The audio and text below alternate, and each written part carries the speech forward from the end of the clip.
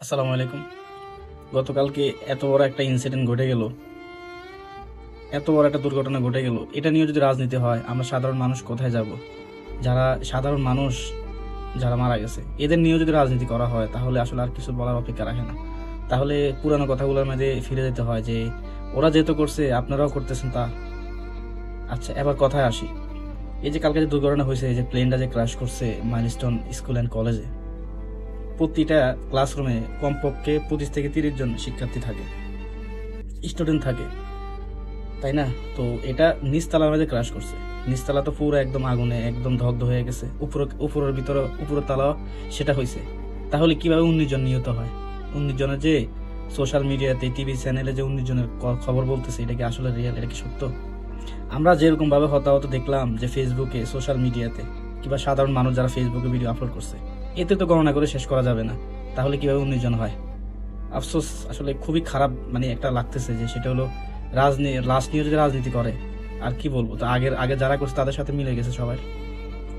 একটা ক্লাসে যদি 30 জন মিনিমাম যদি স্টুডেন্ট হয়, তাহলে 2 ক্লাস মিলে তো প্রায় 60 জন হয়ে যায়। তারপরে যারা হতাহত হয়েছে, যারা অগ্নিদগ্ধ হয়েছে, যারা বার্ন ইউনিটে আছে, তাদের সবাই তো আশঙ্কাজনক, সবার অবস্থা তো ভালো না। তাহলে কেন লাশটা নিয়ে কেন গোপনীয় করতেছে? আমি এটা বুঝতেছি না। আমরা চাই, এবং যারা ফ্যামিলি আছে, এত একটা বড় একটা ইনসিডেন্ট ঘটে গেছে বাংলাদেশের ভিতরে, কখনো বিমান দুর্ঘটনায় এত মানুষ মারা যায় নাই। আর যদি ছোট বড় কিংবা যদি যাত্রী বিমান হইতো একটা কথা বলতাম, কিংবা একটা বলা যাইতো। কিন্তু যে বিমানটা আসলে প্রশিক্ষণ নিছে, এই জায়গার ভিতরে প্রশিক্ষণ নেওয়ার কোনো কারণে দেখি না। এত বড় একটা ঘনবসতি এরিয়া, এটার মধ্যে কেন এই জায়গার মধ্যে এত পুরানো একটা বিমান উড়াইতে হবে? এটা 1990 সালের বিমান, আর আমরা বাংলাদেশে 2013 সালে ক্রয় করছে। এখন 13 সাল থেকে আপনি 25 সালে হিসাব করেন কত বছর হয়। মিনিমাম এতে 7 বছর, আর এতে 5, 7 আর 5 তো 7 আর 5 12 বছর। আর ওইখান দিয়ে ধরেন 10 বছর, কত হলে 22 বছর পুরানো একটা বিমান এখন এগুলা দিয়ে ট্রেনিং করা হয়।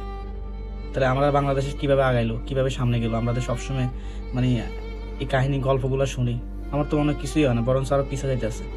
এতগুলা মানুষ দগ্ধ হয়েছে, মারা গেছে, এটা নিয়েও যদি আমরা রাজনীতি করি, এটা নিয়ে যদি আমরা খামখেয়ালি করি কিংবা লাশের রাজনীতি করি, এটার থেকে দুঃখজনক আর কিছু হতে পারে না। আমরা চাই যারা সাধারণ মানুষ কিংবা যারা আত্মীয় স্বজন যাদের মারা গেছে, যাদের ছেলে সন্তান মারা গেছে, দেখেন ভাই, আপনারা কখনো তাদের ছেলে সন্তানকে ফিরে আনতে দিবেন না, ফিরে আসতে পারবেন না, ফিরে দিতে পারবেন না কখনো তাদের কোলে।